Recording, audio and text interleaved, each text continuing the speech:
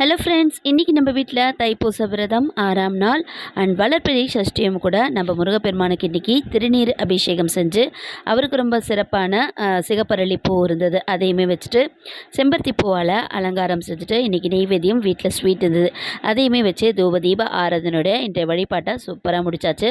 And நாளைய தினம் பார்த்திங்கன்னா நம்மளுடைய தோஷங்கள் எல்லாம் நிவர்த்தி செய்யக்கூடிய நாள் பிப்ரவரி 4 செவ்வாய்க்கிழமை ரத சப்தமி அப்படின்னு சொல்லுவாங்க.